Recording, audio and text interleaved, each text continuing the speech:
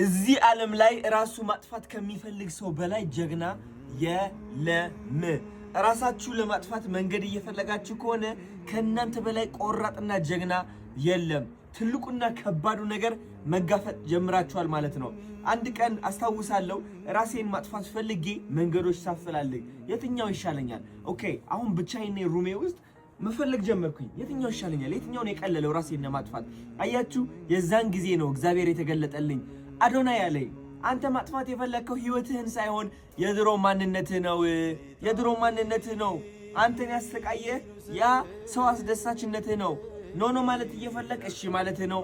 ሰው ሲተርብና ሲስቅብህ እነሱ እንዳይደብራቸው ብለህ ከነሱ ጋር መሳቀህ ነው። እነሱን ለማስደሰት ምንድን ያተረፍከው? ዓለምን አስደስተህ ራስን አስከፋ። ይህ መልእክት ነው ያገኘሁት። አያችሁ፣ ብዙዎቻችሁ ስቃያችሁ እዚህ ውስጥ ነው ያለው። ጠላታችሁ የድሮ ማንነታችሁ ነው። ጠላታችሁ የድሮ ታሪካችሁ ነው። አዲስ ህይወት መጀመር ትፈልጋላችሁ። አዲስ ሰው፣ አዲስ ማንነት መገንባት ትፈልጋላችሁ። መራመድ ትፈልጋላችሁ። ግን ታስራችሁ ነው ያላችሁት። ለዓመታት እንደዚህ ብላችኋል። መንቀሳቀስ እምቢ ብሏችኋል። ምን ያህል እንደሚጨንቅ ደግሞ አውቀዋለሁ። ለብዙ ዓመት ለመቀየር ሞክሬ ግን ደግሞ ህይወቴ ሳይቀየር በጣም መጥፎ ነገሮች እያጋጠሙኝ የኖርኩኝ ሰው ነኝ። በማይረባ በማይሆን ነገር እየተጨናነኩኝ እየተረበሽኩኝ እየፈራውኝ የኖርኩኝ ሰው ነኝ። ምን አገባኝ? ለመሞት ውሳኔ ላይ ከደረስኩ ህይወቴ ለመቀየርም ውሳኔ ላይ መድረስ እችላለሁ ማለት ነው። ራሴን ለማጥፋት ለሰከንዶች ካሰብኩኝ ይህ ማለት የፈለኩትን ነገር አድርጌ ህይወቴን መቀየር እችላለሁ ማለት ነው። መፍራት የለብኝም ካሁን በኋላ ማለት ነው። ሞት የተጋፈጠ ሰው ጠንካራ ነው።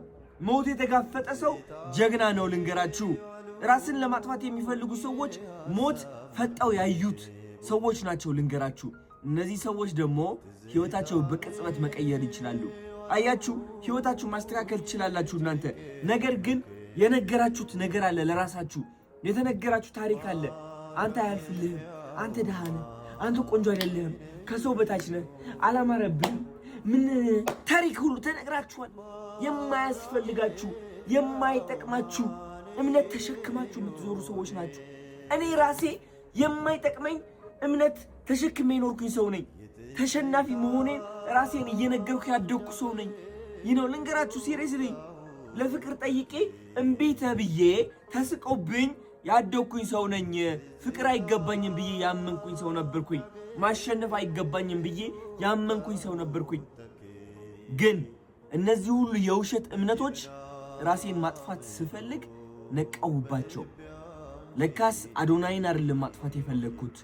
ለካስ የድሮ ታሪኬን ነበር ማጥፋት የፈለኩት። ለካስ ያ ውድቀት ነበር ማጥፋት የፈለኩት። ለካስ ያ የድህነት ምርጫ የውድቀት ምርጫ፣ የበታችነት ምርጫ ነበር ማጥፋት የፈለኩት። አያችሁ፣ ህይወት ምርጫ ነች። ሁላችንም መምረጥ እድሉ ተሰጥቶናል።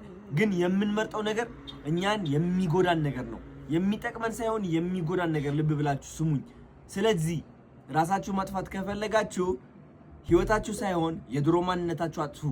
በአዲሱ ማንነታችሁ የሚናደድ ቅጭ የሚለው ሰው ካለ ደግሞ ገደል ይግባ። ልንገራችሁ፣ ገደል ይግባ። ህይወትህ ለማጥፋት የመጨረሻ ደረጃ ላይ ስትደርስ የምታስተውለው ነገር ምን እንደሆነ ታውቃላችሁ?